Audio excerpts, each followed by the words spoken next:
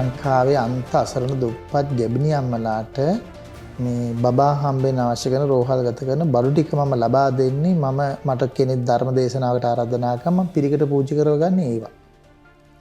පාසල් කාර්යවල මට ආරාධනාවක් කළොත් මම පිරිකරට කියන්නේ අට පිරිකර සිව් මට පූජා කරන්න එපා. ගැබිණි අම්මලාට අවශ්‍ය කරන බඩු ලිස්ට් එක මම දෙනවා මේකෙන් පුළුවන් දේක් පූජා කරන්න කියලා. ඒව අරගෙන මම දුප්පත් අම්මලාට දුන්නා. ඉතින් ඒ නිසා මට ඒකට උදව්වක් කරන්න පුළුවන් නම් ගොඩක් හොඳයි කියලා ડોක්ටර් කිව්වා. මෙතෙන්ට ආපු බොහෝ දෙනෙක් ඉල්ලුවේ තමන්ටම තමයි ඔබ වහන්සේ විතර අනුන්ට ඉල්ලුවේ.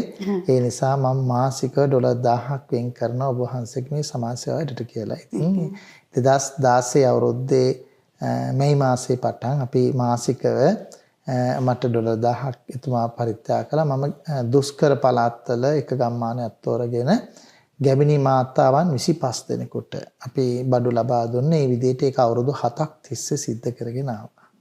ඉතින් මේ කතාව මම දැනගෙන හිටියා. මගේ මුවින් කියනවට වඩා ඔබ වහන්සේම ඒ කතාව පවසනවා නම් වටින නිසයි මම ඒ ආරාධනාව කරේ. ඉතින් වෝල්ටර් ජයසිංහ මහත්මයා ඔබ වහන්සේ කියන හැටියට වත්මනේ අපිට සිටින අනේ පිඩු සිටානෝ අපේ පන්සලට එතුමා මීට අවුරුදු 3කට කලින් ආවා.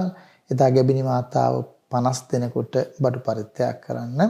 ඉතින් ඇවිල්ලා කිව්වා හාමුදුරනේ පන්සල ඊට මදිනේ කියලා. මම කිව්වා මේ අපිට පොඩි ඉඩක් තියෙන්නේ. එහා පැත්තේ නම් ඊටමත් තියෙනවා. ඒක ලොකු ගාණක් කියනවා කියලා. ඊට පස්සේ කිව්වා මේ කීයක් වෙනවද? මම කිව්වා කෝටිකමාරක් වගේ එනවා කියලා. නෑ නෑ ඒක අපි ගමු කිව්වා. මට එතුමා ඒ ඉඩම ගන්න කෝටිකමාර පරිත්‍යාග කළා. ඒතර සොහොන් පොඩි ගැටලුවක් තියෙනවා. ඒ ටික විසඳගත්තට පස්සේ අපි ඒ ඉඩම එතුමාගේ නමින් අරගෙන ධර්මශාල ලොක් කරන්න බලාපොරොත්තු වෙනවා.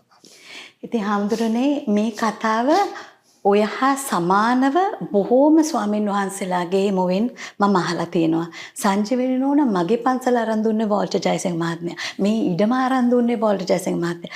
මේ විදිහට අපිට බොහෝ මිල මුදල් වේදම් කරලා බුද්ධ ශාසනය වෙනුවෙන් කරපු වැඩ අනන්තයි අප්‍රමාණයි කියලා. ඉතින් ඒ පින් බලෙන්දෝ මං හිතන්නේ පහුගියදා වෝල්ටර් ජයසිංහ මහත්මයා අප කාගේ ආදරය ගෞරවය දිනාගෙන සිටින උතුම් මිනිසා හැම මිනිසෙක්ටම උරුම වෙනසේ ඔබ අප කාටත් උරුම වෙනසේ මදක් අසනීප වුණා. නමුත් ඒ කරපු පින්ක් හඳ නිසාම දෝ මන්දා ඔබ වහන්සේ බඳු යතිවරයාණන් වහන්සේලාගේ ආශිර්වාද මැද අප සියලු දෙනාගේ ආශිර්වාදයන් මැද ඊටාම නිරෝගී තත්වයට පත්වමින් සිටිනවා කියන සුබ පණිවිඩයත් වෝල්ටර් ජයසිංහ මහත්මයාට බොහොම ආදර ගෞරව කරන අපගේ හිතවතුන්ට මේ අවස්ථාවේ දන්නට කැමතියි. දවස් තුළ මම ගිහිල්ලා ළඟට ගිහිල්ලා පිරිත් කිව්වා.